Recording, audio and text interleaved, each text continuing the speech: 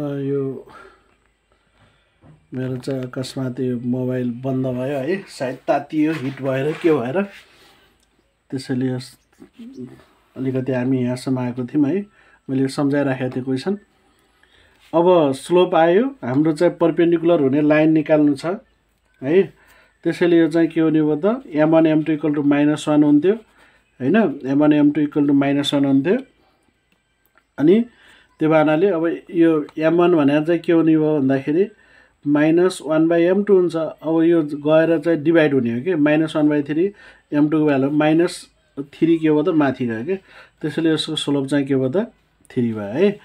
अब यसको इक्वेसन निकाल्यौँ हामीले होइन। इक्वेसन निकाल्ने formula y - y1 equal to होइन mx - x1 भन्ने यो हाम्रो फर्मुला, यो इक्वेसन अफ स्ट्रेट लाइनमा पढिसकेका थियौँ।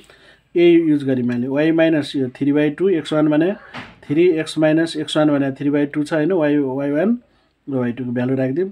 जब क्यालकुलेसन गर्दाखेरि y इक्वल टु 3x - 3 आयो है।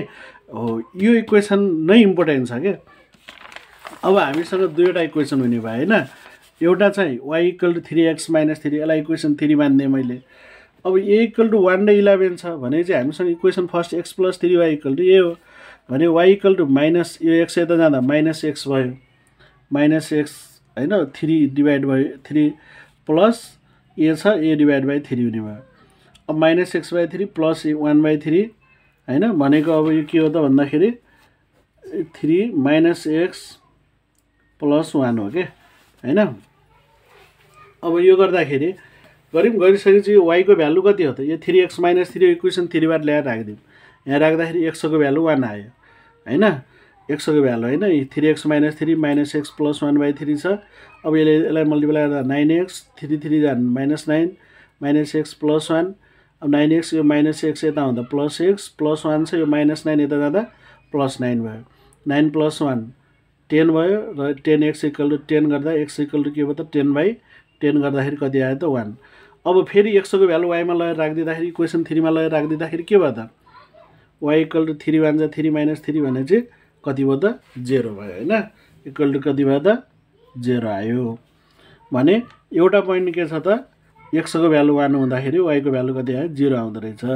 अब फेरि a को भ्यालु चाहिँ 11 पनि हो, त्यसैले -x/3 + 11 3 -x + 11, a को ठाउँमा हामीले 11 राखिदिएको है।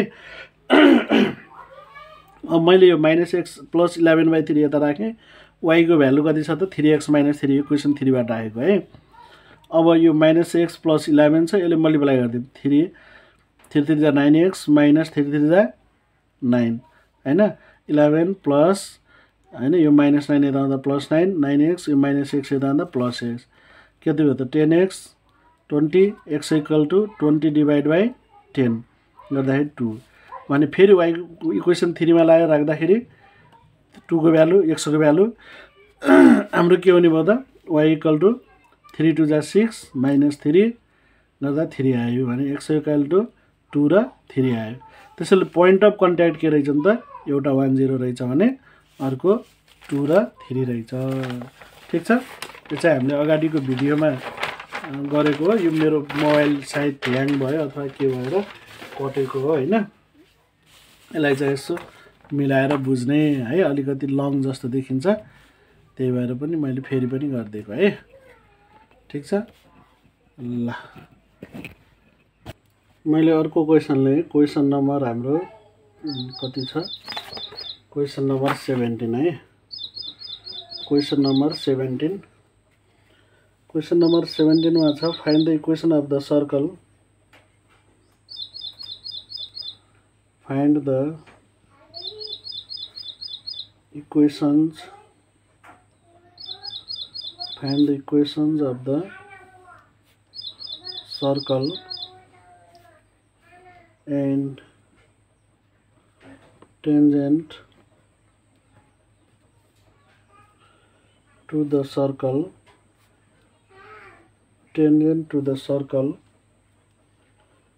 perpendicular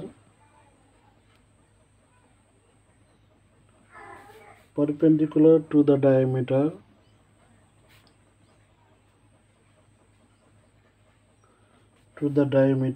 whose end points are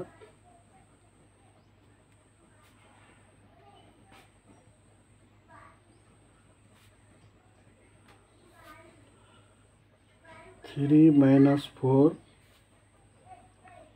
and -4 minus 3. Hey, find the equation of the circle and tangent to the circle perpendicular to the diameter whose end points are 3 minus 4 and -4 3. Hey, 3 minus 4 and -4 3 छन् यिनी tangent and यसको चाहिँ circle and tangent निकाल्नु पर्ने छ हैन। Okay, solution गरौँ है। Let the equation of circle be, equation of circle के हुन सक्छ भन्दाखेरि let the equation of circle be x square plus y square equal to के त a स्क्वायर हैन। एन्ड 2 पोइन्ट्स के छन् त, एन्ड 2 पोइन्ट्सहरु यिनीहरुलाई चाहिँ x1 y1 भनौं है। x1 y1 चाहिँ 3 minus 4 and x2 y2 minus 4 minus 3 यिनी दुईवटा पोइन्टहरु छन् है। अब सेन्टर निकाल्नु पर्यो। Therefore centre of the circle हैन। सर्कल अफ डायमिटर भन्नाबित्तिकै कस्तो हुने भयो, यो सर्कल हुने भयो। सर्कलका जस्तै यो दुईटा पोइन्टहरु हुने भयो हैन। यो चाहिँ 3 minus 4 छ, यो -4 minus 3 छ भने यो चाहिँ मिड पोइन्ट बिचको पोइन्ट हो कि हैन, हैन सेन्टर भने। त्यसैले मिड पोइन्ट फर्मुला लाउने है यहाँ। यो भने के हो, यो प्लस यो प्लस यो डिभाइड बाइ 2 है। जस्तै 3 minus 4 डिभाइड बाइ 2, अर्को चाहिँ के हुन्छ -4 minus 3 बाइ 2। यो गरे नि कति भयो त -1 बाइ 2 हैन, सरी -1 बाइ 2 -7 बाइ 2 यिनी दुईवटा पोइन्ट हुने भयो है। एन्ड रेडियस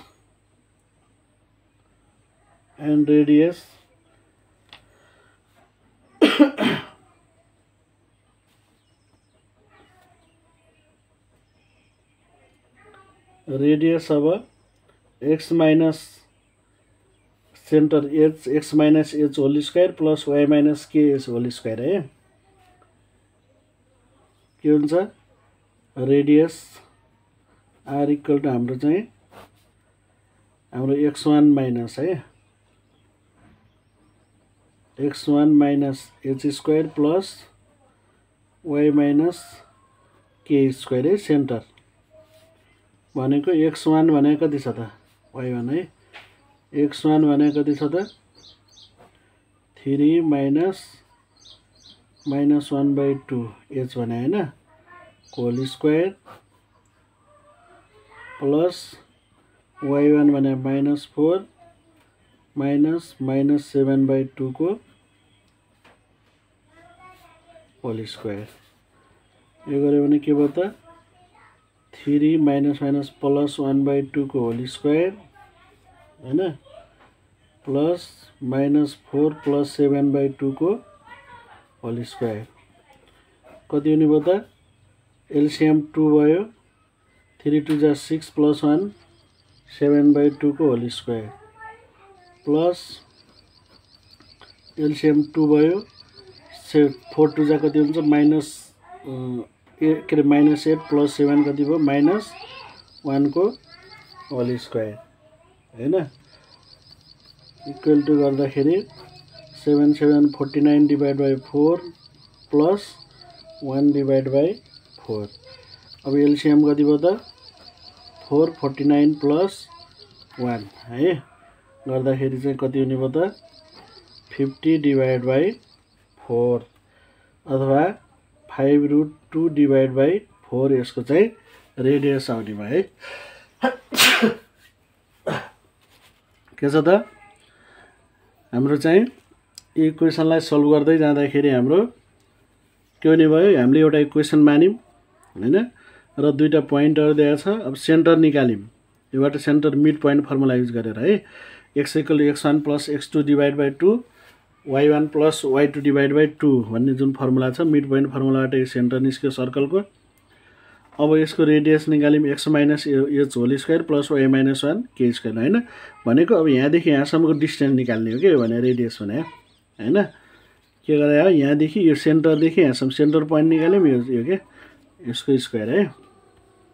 गर्दाखेरि हाम्रो डिस्टेन्स कति आयो त 5√2 डिभाइड बाइ हाम्रो 2 है। कहाँ यो 4 भयो 5√2 डिभाइड बाइ 2 यसको के आयो त रेडियस आयो है।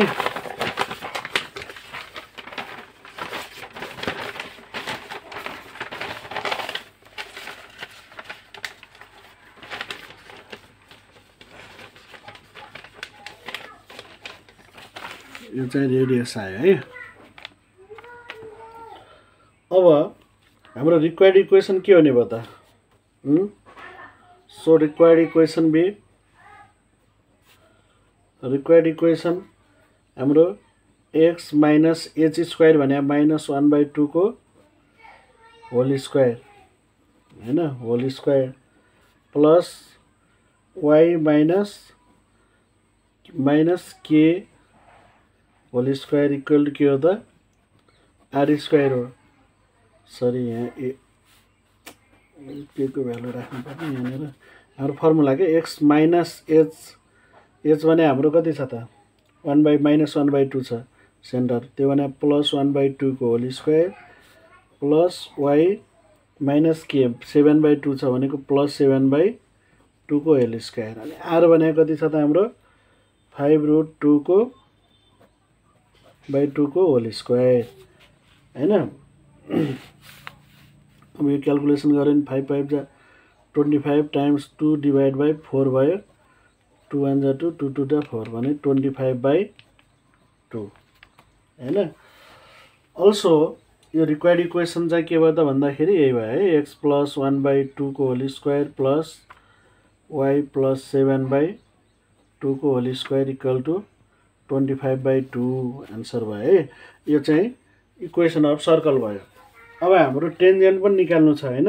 इक्वेसन अफ टेन्जेन्ट यो त सर्कलको भयो यो आन्सर। हामीलाई इक्वेसन अफ टेन्जेन्ट र टेन्जेन्ट पनि निकाल्ने भनेको छ हैन। हाम्रो यो छ find the equation of circle and tangent to the circle भनेको छ हैन। यो त हाम्रो इक्वेसन अफ सर्कल भयो। अब टेन्जेन्ट निकाल्नु पर्यो त्यसको लागि हाम्रो अल्सो स्लोप इक्वल टु के हो त y2 - y1 divide by x2 - x1 हो। y2 भने -3 -4 छ +4 भयो हैन।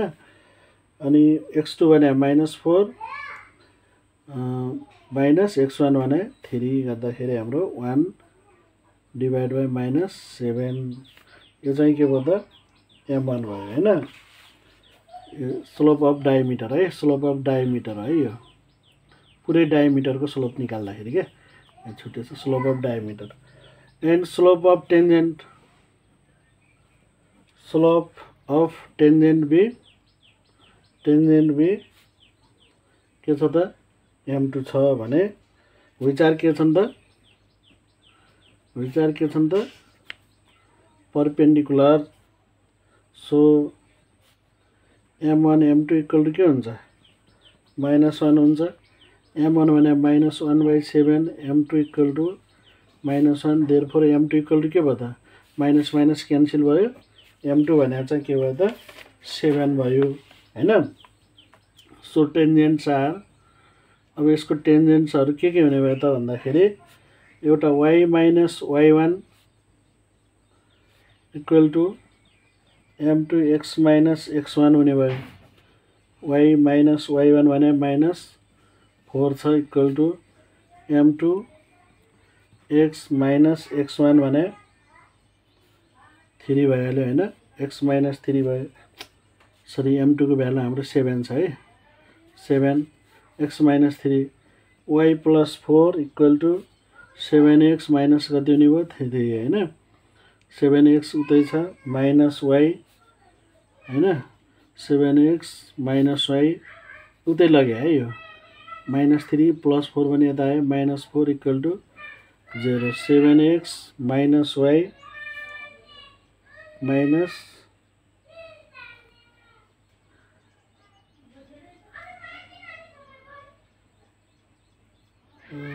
7x 7 3 जा 21 है 21 अनि चाहिँ यो 21 हुने भयो हैन 21 सब रङ भयो के हुने भयो त y plus 4 equal to 7x minus 7 3 जा 21 हैन यो 4 यता छ minus 21 यता आउँदा plus 21 7x minus y भने 7x minus y equal to 21 plus 1 कति भयो 25 एउटा इक्वेसन टेन्जेन्ट यो भयो हैन also